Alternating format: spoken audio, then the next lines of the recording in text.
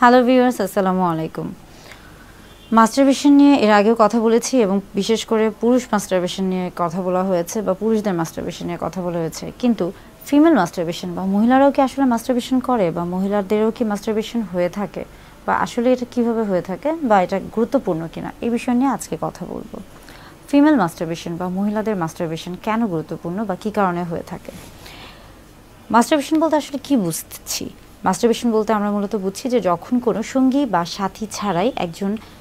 একজন মানুষ যখন তার যৌন তৃপ্তি নিবারণ করছে এবং অর্থাৎ নিজে নিজে যখন সে তার যৌন চাহিদা বা যৌন আকাঙ্ক্ষাকে নিবারণ করছে এবং যৌন তৃপ্তি বা যৌন সুখ উপভোগ করছে, তখনই তাকে কিন্তু মাস্টারবেশন বলা হয়ে থাকে। এটা যেমন পুরুষদের ক্ষেত্রে খুবই পরিচিত,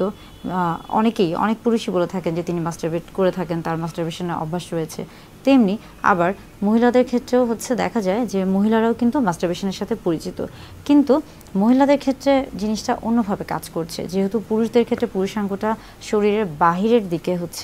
অবস্থান করছে, এই জন্য তাদের ক্ষেত্রে কিছুটা সহজ হয়ে থাকে বা কিছুটা তাড়াতাড়ি হয়ে থাকে, কিন্তু মহিলাদের ক্ষেত্রে মহিলাদের জননাঙ্গ বা মহিলাদের প্রজননতন্ত্রের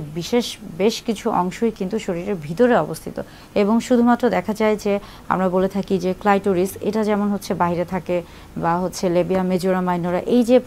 যে অংশগুলো, এগুলো যেহেতু বাহিরে থাকছে, এই অংশগুলোর সাহায্য নিয়েই কিন্তু মহিলারা তাদের মাস্টারবেশন করে থাকে বা তাদের যৌন তৃপ্তি বা যৌন সুখ এটা একাই তারা লাভ করতে পারে। এই ক্ষেত্রে তারা মূলত দেখা যায় যে ক্লাইটোরিসের এই ক্ষেত্রে একটা বিশেষ অবদান রয়েছে এবং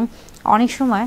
অনেকে বলে থাকেন যে আসলে যে সকল মহিলারা মাস্টারবেশন করে থাকে তারা আসলে হয়তো বা ভালো না বা তাদের আসলে কোনো সমস্যা রয়েছে। মানে আমাদের চারিপাশে এই ধরনের কিছু কথা শোনা যায় বা বেশ কিছু আমরা বলে থাকি যে কুসংস্কার রয়েছে। আসলে পুরুষদের ক্ষেত্রেও মাস্টারবেশন যেমন স্বাভাবিক এবং এটা কি স্বাভাবিক একটি প্রক্রিয়া। একটা সময় এটাকে খুবই অস্বাভাবিক বা খারাপ হিসেবে ধারণা করা হতো, কিন্তু আস্তে আস্তে এটাকে কিন্তু বর্তমানে বিজ্ঞানে এটাকে কিন্তু খুবই স্বাভাবিক একটি প্রক্রিয়া বা স্বাভাবিক একটি বিষয় হিসেবে ধরে নেওয়া হচ্ছে। তেমনি মহিলাদের ক্ষেত্রেও কিন্তু পুরুষদের পাশাপাশি মাস্টারবেশনের যে অভ্যাসটি রয়েছে এটা একটি স্বাভাবিক প্রক্রিয়া এবং মাস্টারবেশনের ফলে আসলে বেশ কিছু আমরা বলে থাকি যে যখন এটা অতিরিক্ত আকারে না হয়ে থাকে, অর্থাৎ যখন এটা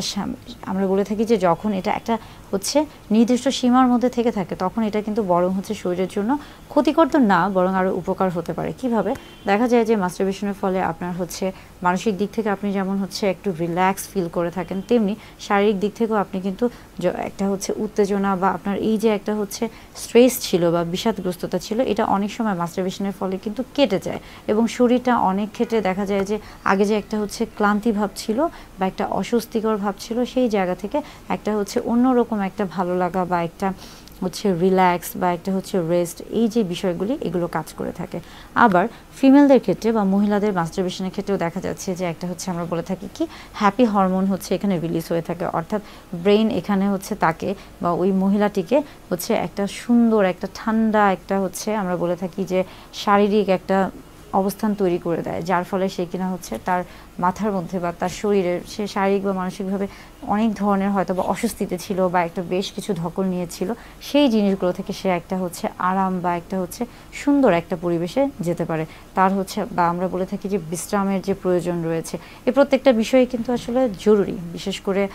মাস্টারবেশন হলে বা মাস্টারবেশন যদি কেউ করে থাকে এবং সেটা যদি অতিরিক্ত আকারে না হয়ে থাকে বা সেটা যদি একটা নির্দিষ্ট সীমার মধ্যে থেকে থাকে, সেই ক্ষেত্রে এটা কিন্তু অনেক ক্ষেত্রেই ভালো এবং এটা কিন্তু আসলেই শরীরের জন্য আমরা বলে থাকি যে এতটা ক্ষতিকর না, যদি না সেটা